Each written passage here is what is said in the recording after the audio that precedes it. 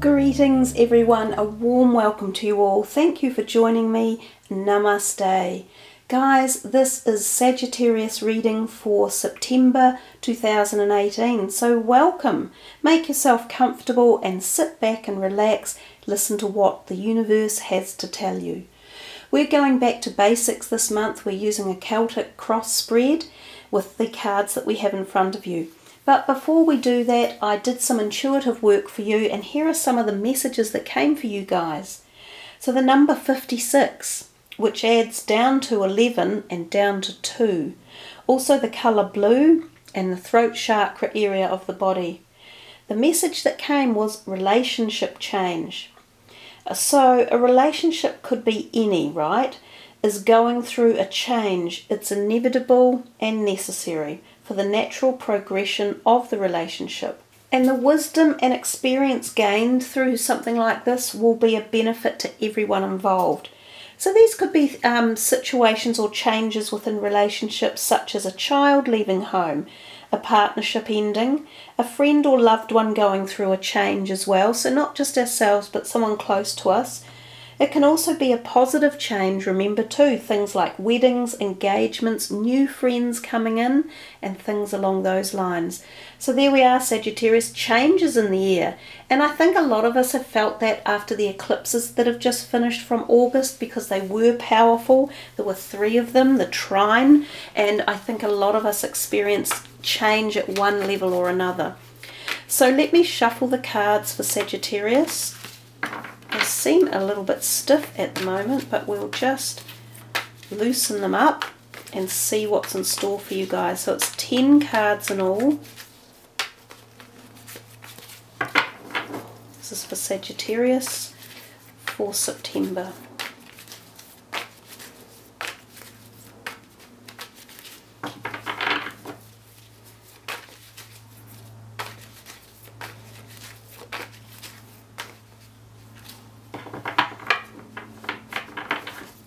The first card is you now, or the heart of the matter. And the second card is a challenge or something that blocks you. The third card is your unconscious goal in life. The fourth card is an unknown influence. The fifth card is the past influence in life. And the sixth card is an approaching influence. The seventh card is the inner resource or talent. The 8th card is how others see you. The 9th card is your hopes, dreams or fears. And the 10th card is the outcome. Well guys, you have a really big, powerful reading going on here. So we have 1, 2, 3, 4, 5 major arcanas out of the 10. So it's a 50-50 break, but it's actually quite a lot.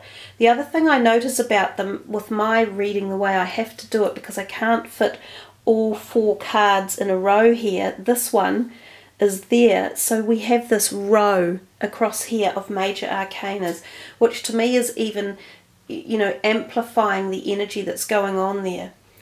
So there's also quite a lot of strength in it as well, powerful strength. These 2 in particular that are next to each other, they give off the most strength in the deck, and again they're right next to each other.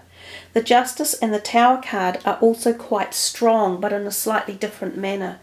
So there feels to be a lot of strength in your reading for the month of September, and I imagine this is some sort of personal inner strength. It could also be physical strength as well. Remember we had the number 2, the blue, and the throat chakra as well. But let's start into the reading. So number 1, the card that is you here in the heart of the matter, is the personal strength. So I'll just remove this card for the meantime so you can view it. This could be indicating physical strength or the return of physical strength in your life. It could mean that you are wanting to gain strength in a situation or aspect of your life. Again, this could be physical, emotional, mentally, or spiritually. The card usually denotes a degree of spiritual strength and emotional, because she is holding a lion and she is able to tame him, or she is winning over the situation. So she's not doing it through arguing or physical abuse. So there's a much higher power coming in. And we achieve this when we are at a personal, close understanding of who we are, how we work, and where we're headed, and we're amalgamating all sorts of galactic and celestial and spiritual energies all together to give us this overriding strength. So if this is the heart of the matter, some of you may be regaining strength after having lost it one way or another. You may have been through some personal strife, and it could be physical or emotional, and you are starting to come out now and feel the strength on top. So it'll be different for each of you. If it's physical, it could have been something like a long-term illness that you've been through. It could even have been a long-term emotional illness, if you like, so like depression or anxiety, or the loss or bereavement of something. Or it could have been a physical illness such as like a broken bones, or the healing of a physical body. So there's a whole bunch of dynamics here, especially with that card where it sits. But know that it is very powerful, and that your own inner strength is building and is giving you the groundwork to take you forward. So the card that crossed it was the challenge or the blockage card, and it's the Four of Wands. Now that's normally the happy card of homes, of happy families. So there's a possibility here that things aren't that happy at home one way or another, or there's something within a family structure that is not delivering at the moment, and there's a lack of harmony, or a lack of cohesiveness, or a lack of strength even, and this is where you might be coming from, putting some more strength in. So some of you might feel you need to move away from your home and find a more peaceful place. Some of you might find someone is leaving home, like a partner or a child, and we mentioned that at the very beginning. So if it's a blockage, you can, use your spiritual strength to try and free flow it, to try and figure out a way around it, to try and resolve it, or to try and find the best way to move on most positively for everyone concerned, including yourself. The third card is the conscious goal. And this conscious goal up here is a card of ambivalence, as if to say, I'm not entirely sure about accepting an offer. So this offer might be coming to you through the heart, so it could be through a relationship, or a person you know, or a situation that you're already invested in, but you feel as if it's not quite good enough, as if there should be something better on the table. Now, sometimes this card suggests that we are looking a gift horse in the mouth, or we're thinking the grass is greener on the other side. And oftentimes it appears to be greener when we look at it from a distance, but when we get close up, that grass has got weeds in it, and thorns and thistles, and other people are tromping on it, and it's not quite as good as it looks. So it's a card, a little bit of caution. So if your conscious goal is that you are being offered things like relationships or peace offerings from people trying to sort something out, or ask for forgiveness, or ask to resolve something, or you're being offered a job and you don't think it's good enough, do some extra looking into it, because you might be overlooking something. So if we come down to the fourth card and we see the unknown influence, this is something that you might not be aware of that could be going to happen. And this is in the Five of Swords, is quite a turbulent card. It talks about arguments and standing up for your right, feeling strong, because this is you here. And this is the strength card, and I've said to you there's a lot of strength in this reading, because even this is a strong dominion card. But he often speaks too harshly, and he angers people, and he aggravates the situation, and the others just give up. They've thrown their swords down and they've walked away. And sometimes when this card is around, they walk away forever. You will not see them again. They're finished, and you've finished with them. So again, this is a bit of a forewarning, this card. It tells you if you want to lose someone forever, fine, you can do it however you like. But if you don't want to burn your bridges completely, and you want to try and maintain some sort of integrity, values around it, use some constructive communication to resolve any situations. Use a mentor or a facilitator, or like a lawyer or a negotiator. It could be around anything. It could be personal, it could be to do with business, it could be to do with a job, money, neighbours, who knows. But if you're not careful, it could escalate into something that really is a bit unpleasant, and you might regret it later. We don't always, sure we don't always, but you might. So if we look at the next card, number 5, this is the past influence. And that past influence is the Tower. And we see that there may have been some change that took place in the past that really rattled things and shifted all your structures, your foundations, your belief systems, who you thought you were, your status, your status within relationships as well. It shifted, it juxtaposed itself and shook. It shook the ground, tumbled you out of your nest, brought about possibly anxiety, not knowing where the future was going, who you were going with, how you were going to get there. And it could have been what created a lot of this coming strength, you know, this inner strength that Sagittarians have. And you're also fiery, and you're not afraid to stand up for yourself and take the leading role and use your initiative. And you're also quite spiritually and esoterically connected to the world, you know, looking out, learning, moving on. You're never static and never staying in one place.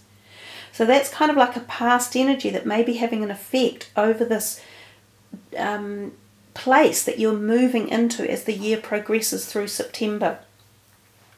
Card number 6, which is the Chariot, is the approaching influence.